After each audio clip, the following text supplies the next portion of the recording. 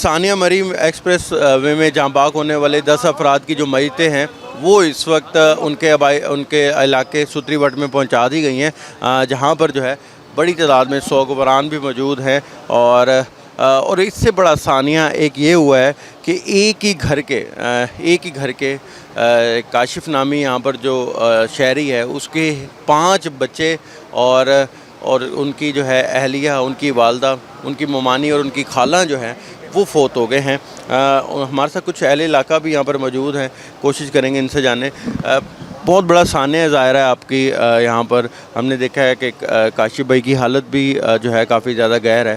کیا کہیں گے، اتنا بڑا ثانیہ ہو گیا، آپ کے پورے محلے میں اس وقت سوگ کا عالم ہے، اور ایک ہی گھر کے 5 بچے بھی شہید ہو گئے، ان کی والدہ بھی چلی گئی، ان کی مسز بھی چلی گئی، کیا کہیں؟ جی ان کا تو بہت بڑا حادثہ ہوا ہے، 5 بچے نہیں ہیں، ان کا پورا جیسے سمجھو خاندان ہوا ہے۔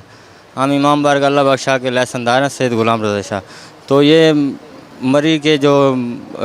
موٹر وے تھی، ڈرائیور کو تو سنا میں آئے پہ اچانک اسے نیند آ گئی، اور نیند کے حادثے میں نا وہ گاڑی جو ہے نا کھڈے میں، نہر تھی اس کی جاگ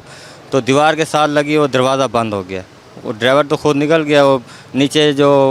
تیل کا ٹینک تھا وہ لیک ہوا، اس کی وجہ سے وہ آگ لگی ہے، تو سارا انتظام ہو گیا۔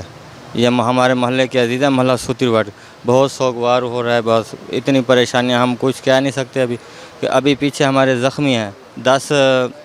یہ میتیں آ گئی ہیں، اور باقی جو ہے نا سارے 13 افراد جو ہے نا وہ زخمی ہیں۔ جی 13 افراد زخمی ہیں اور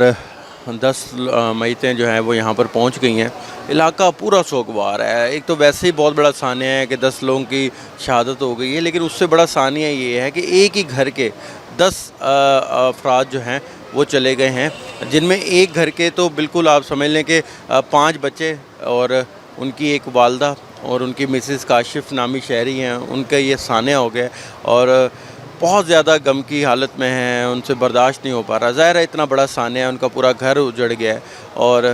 آپ اہل علاقہ کو سے بھی جب یہاں پہ بات کرتے ہیں تو ان سے بھی بات نہیں ہو پاتی، ان کے بھی جو آنسو ہیں وہ نکل آتے ہیں، ان کا بھی دل بھر آتا ہے، اور کوئی بھی اگر شخص ہے، صاحب اولاد ہے یا نہیں ہے، وہ جب یہ بات سنتا ہے تو ان کے جو دل ہیں وہ پھٹ جاتے ہیں، اور یہی وجہ ہے کہ یہاں پر سوگواران جو ہیں وہ صبح سے ہی پہنچے ہوئے ہیں، کہ جب سے یہاں پر جو ہے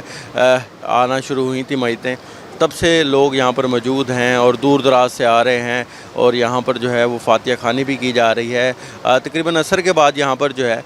وہ جنازہ یہاں پر ان کا پڑھا جائے گا، اور ہر آنکھ جو ہے اس وقت ہمیں اشک بار دکھائی دے رہی ہے۔